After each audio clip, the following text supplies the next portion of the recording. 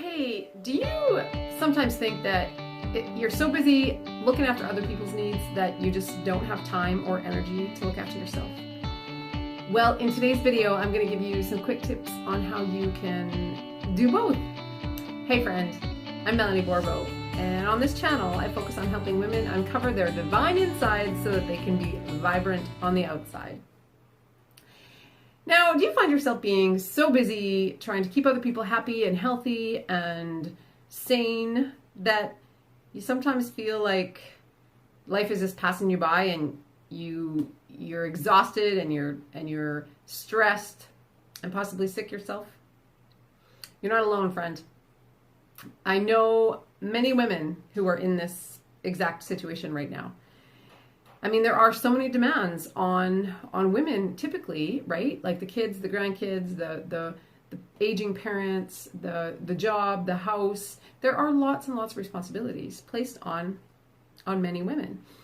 And I want to help you to understand that you have to look after yourself. And I'm going to give you some tips on how to do that, because if you don't look after yourself, remember, we learned from Airplane Etiquette 101. What do they tell us? When we go on an airplane, they tell us that we have to put our own mask on first before we try to help someone else. Well, why is that? Because if the plane is going down, right, and we're busy trying to put everyone else's mask on, we ourselves are going to pass out. And then what? We're not going to be able to help anyone. So they say, make sure you put your own mask on first, right? Now, little disclaimer. This isn't about being selfish, right? This isn't about, because there's a difference, right? We can be selfish. We can put all of our own needs first, but that's not what I'm talking about. That's not what Jesus did, right? Jesus looked after everyone, but he also took care of himself as well. One scripture that I thought was kind of important for right now is Matthew 14:23, and it says, "And when he had sent the multitudes away, he went up into a mountain apart to pray. And when the evening had come, he was there alone." So what does that tell us? That tells us that yes, he was still dealing with people. He was still helping people. He was still serving people. But he also took time out for himself, because he knew that if he didn't refresh, spiritually, if he didn't draw close to God in times of stress, he would not be able to handle all the people that were coming to him. And what if that's the same as us? I mean, I'm not saying we're the same as Jesus, but we know we have responsibilities. And in many instances, we're quite happy to take on those responsibilities. In fact, we invite them many times, right? But what if in doing that, we are not looking after ourselves the way that we should? And I believe that is the case, right? So many times we have to actually consciously set aside time to rejuvenate, time to refresh, time to rest, right? From the things and the responsibilities that we have as a woman, as a mother, as a grandmother, as a wife. And so let's talk about what we can do, right? We know sometimes there are so many demands, there's so many things that have to get done that you think there's just simply not enough hours in a day, correct? I know, I've been there. However, you know what I have learned is that when I carve out time first thing in the morning for me to spend with my God, to get refreshed, to get rejuvenated, everything else in the day goes so much smoother. Everything else is just easier to handle. The stress, the overwhelm, all that stuff is easier to handle. And actually everything seems to run smoother. You know what I mean? So I want to give you a couple little ideas of how you can carve out some time. And what do you want to carve that time out for? So before we talk about how to carve it out, let's talk about what do you want to carve that time out for. So I want you to get a journal or a piece of paper, and I want you to write out some of the things in your life that you think need improvement. Okay, so what needs improvement? Could it be your health, your energy? Do you just feel tired all the time? Do you just have lots of aches and pains so you can't get things done? Do you get stressed really easily? Do you get overwhelmed really easily? Do you get angry really easily, irritated? These kinds of things can all come from, not taking care of ourselves, not giving ourselves space to do the things we have to do. Because Now, if you're like me, sometimes we think, you know what, my identity can come from helping others, which I guess in itself is not great. We have our own identity. We have our own needs. And the better we take care of ourselves, because remember, this is a temple, right? This body is a temple. And so for God to dwell within us through his Holy Spirit, this body, so we have to take care of it. That means we have to take care of our mind. We have to take care of our body.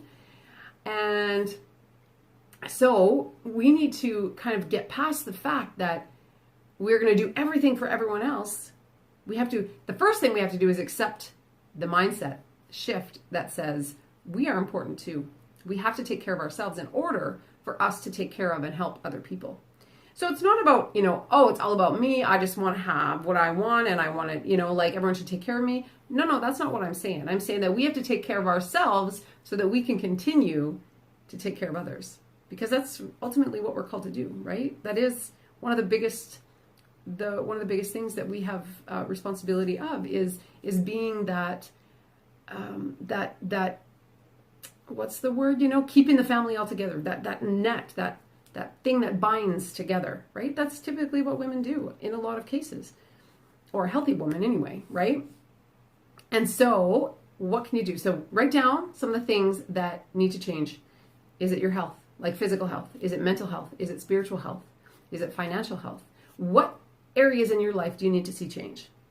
And then from there, once you have it clear what you need to change, then I'm going to give you some tips on how to start to change them. So if you say that you know that you have to start eating healthy, okay?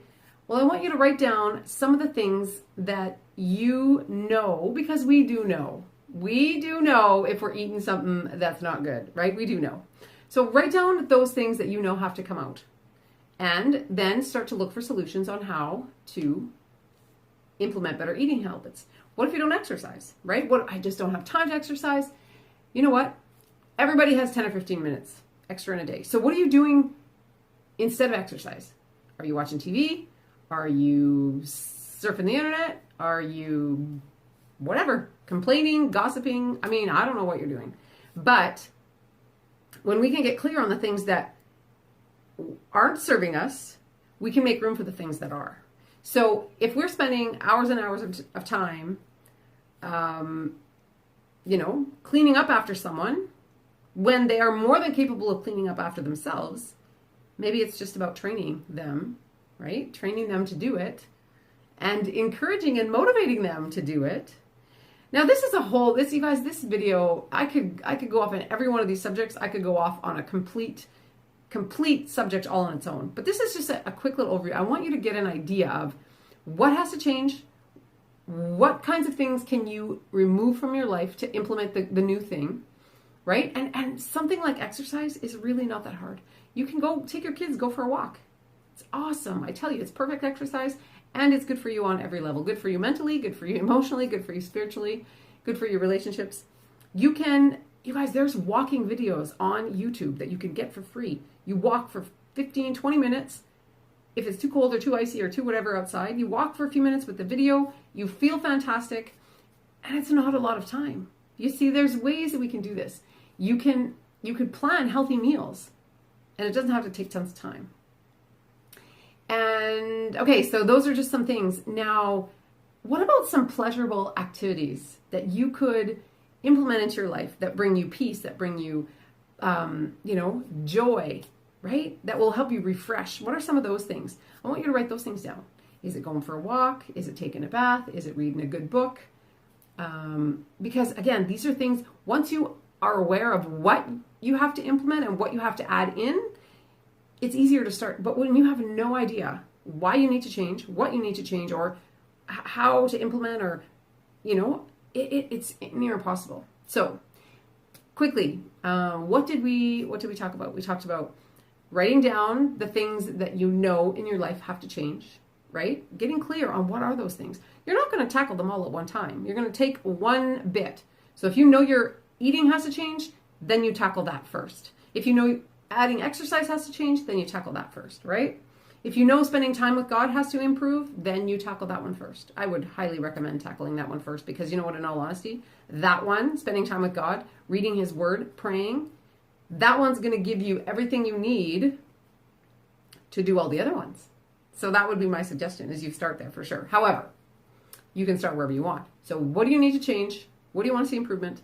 What kinds of activities refresh you and give you joy? And what kinds of things in your life are not serving you?